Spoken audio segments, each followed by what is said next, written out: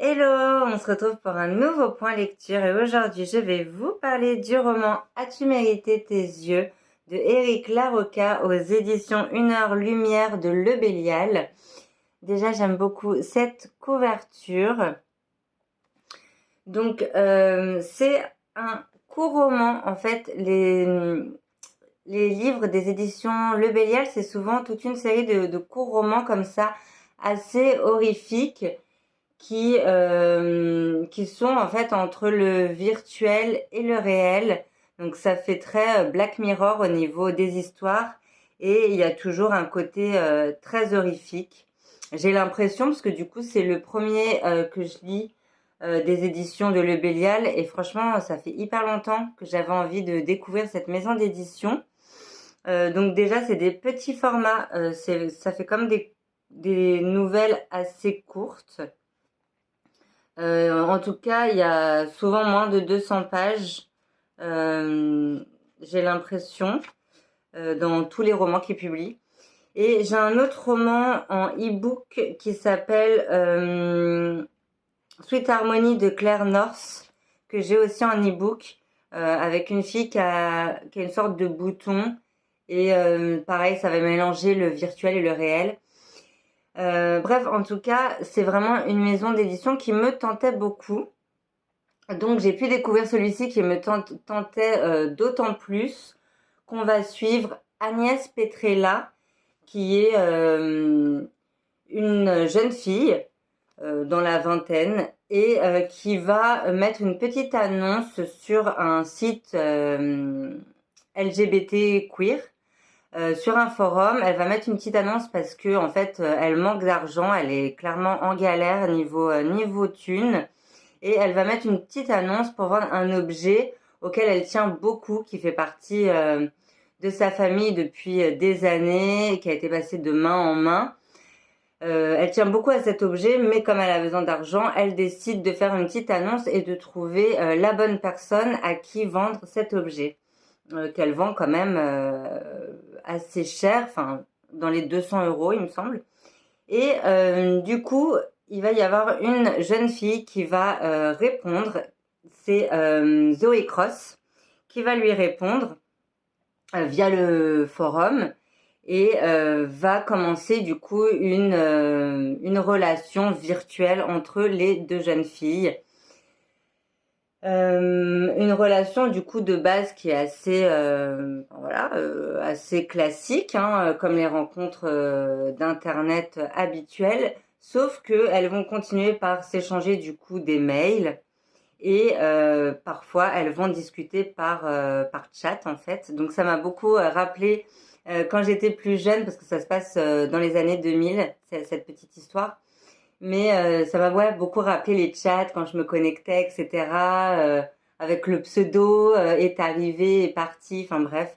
Et donc on va suivre un petit peu toute leur correspondance, voilà, tout le long du livre. Donc que ça soit sur le forum, par email,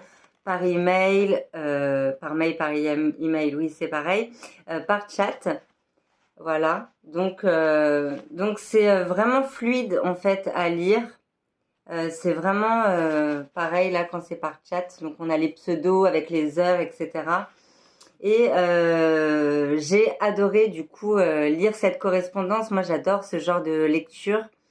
Je trouve ça hyper fluide et du coup on tourne les pages très très vite. Donc c'est vraiment hyper intriguant en fait. Sachant que cette histoire du coup va vite prendre un tournant très glauque, très horrifique, même parfois assez écœurant, parce que comment elle s'appelle, Zoé va proposer une sorte de contrat à Agnès. Et en fait, ils vont se lancer entre guillemets des petits défis. Enfin, Zoé va lancer des petits défis à Agnès, des défis au départ assez particuliers, mais bon, voilà. Et ça va monter vraiment crescendo au fur et à mesure. Il y a 5 petites parties du coup dans cette histoire et effectivement ça monte crescendo de plus en plus et et j'ai vraiment apprécié cette lecture.